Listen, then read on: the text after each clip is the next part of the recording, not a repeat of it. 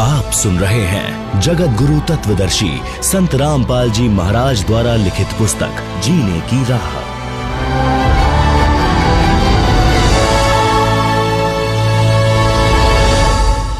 एक समय बंगाल की खाड़ी में मार्कंडेय ऋषि तप कर रहा था।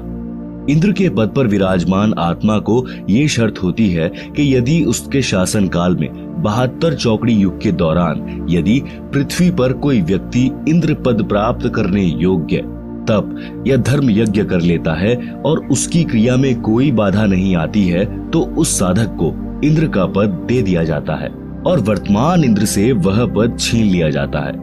इसीलिए जहाँ तक संभव होता है, इंद्र अपने शासन काल में किसी साधक का तप या धर्म यज्ञ पूर्ण नहीं होने देता, उसकी साधना भंग करा देता है, चाहे कुछ भी करना पड़े।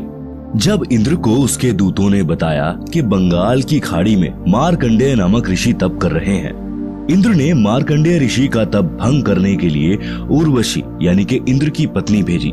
सर्व श्रृंगार करके देवपरी मार्कंडेय ऋषि के सामने नाचने गाने लगी। अपनी सिद्धि से उस स्थान पर बसंत ऋतु जैसा वातावरण बना दिया। मार्कंडेय ऋषि ने कोई उत्सुकता नहीं दिखाई। उर्वशी ने कमर का नाड़ा तोड़ दिया, निर्वस्त्र हो गई। तब मार्कंडेय ऋषि बोले, हे बेटी, हे बहन, हे माई, आप यह क्या कर रही हो? आप यहाँ गहरे जंगल में अकेली किस लिए आई? उर्वशी ने कहा कि ऋषि जी मेरे रूप को देखकर इस आरण्य खंड यानी वन खंड के सर्व साधक अपना संतुलन खो गए, परंतु आप डगमग नहीं हुए। न जाने आपकी समाधि कहाँ थी। कृपया आप मेरे साथ इंद्रलोक में चलो, नहीं तो मुझे सजा मिलेगी कि तू हार कर आ गई। मार्कंडेय ऋषि ने कहा कि मेरी समाधि ब्रह्मलोक में गई थी, जहाँ पर मैं उन उर्वशियों का नाच देख रहा था जो इतनी सुंदर हैं कि तेरे जैसी तो उनकी 7 बांदियां अर्थात नौकरानियां हैं। इसीलिए मैं तेरे को क्या देखता, तेरे पर क्या आसक्त होता। यदि तेरे से कोई सुंदर हो तो उसे ले आ। तब देवपरी ने कहा कि इंद्र की पटरानी अर्थात मुख्य रानी मैं ही हूँ, मुझसे सुंदर स्वर्ग में कोई औरत नहीं है। तब मार्कंडेय ऋषि ने पूछा कि इंद्र की मृत्यु होगी तब तू क्या करेगी? उर्वशी ने उत्तर दिया कि मैं 14 इंद्र भोगूंगी। भावार्थ है कि श्री ब्रह्मा जी के एक दिन में 1008 चतुर्युग होते हैं, जिसमें 72 चतुर्युग का शासन काल पूरा करके 14 इंद्र मृत्यु को प्राप्त होते हैं। इंद्र की रानी वाली आत्मा ने किसी मानव जन्म में इतने अत्यधिक पुण्य किए थे, जिस कारण से वह 14 इंद्रों की पटरानी बनकर स्वर्ग सुख तथा पुरुष सुख को भोगेगी। मार्कंडेय ऋषि ने कहा कि वो 14 इंद्र भी मरेंगे, तब तू क्या करेगी? उर्वशी ने कहा कि फिर मैं मृत्यु लोक में गधी बन जाऊंगी और जितने इंद्र मेरे पति होंगे वे भी पृथ्वी पर गधे की योनि प्राप्त करेंगे। मार्कंडेय ऋषि बोले, फिर मुझे ऐसे लोक में क्यों ले जा रही थी जिसका राजा गधा बनेगा और रानी गधी की योनि प्राप्त करेगी? उर्वशी बोली कि अपनी इज्जत रखने के लिए, नहीं तो वे कहेंगे कि तू हार कर आई है। मार्कंडेय ऋषि ने कहा कि गधियों की कैसी इज्जत, तू वर्तमान में भी गधी है क्योंकि तू 14 खसम करेगी और मृत्यु उपरांत तू स्वयं स्वीकार रही है कि मैं गधी बनूंगी।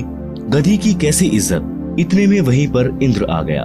विधानानुसार अपना इंद्र का राज्य मार्कंडेय ऋषि को देने के लिए कहा कि ऋषि जी हम हारे और आप जीते, आप इंद्र की पदवी स्वीकार करें। मार्कंडेय ऋषि बोले, अरे अरे इंद्र की पदवी मेरे किसी काम की नहीं, मेरे लिए तो काग यानी कौवे की बीट के समान है। मार्कंडेय ऋषि ने इंद्र से फिर कहा कि तू मेरे बताए अनुसार साधना कर, तेरे को ब्रह्मलोक ले चलूंगा। इस इंद्र के राज्य को छोड़ दे। इंद्र ने कहा कि हे ऋषि जी, अब तो मुझे मौज मस्ती करने दो, फिर कभी देखूंगा। पाठक जनों, विचार करो, इंद्र को पता है कि मृत्यु के उपरांत गधे का जीवन मिलेगा, फिर भी उस क्षणिक सुख को त्यागना नहीं चाहता। कहा कि फिर कभी देखूंगा। फिर कब देखेगा?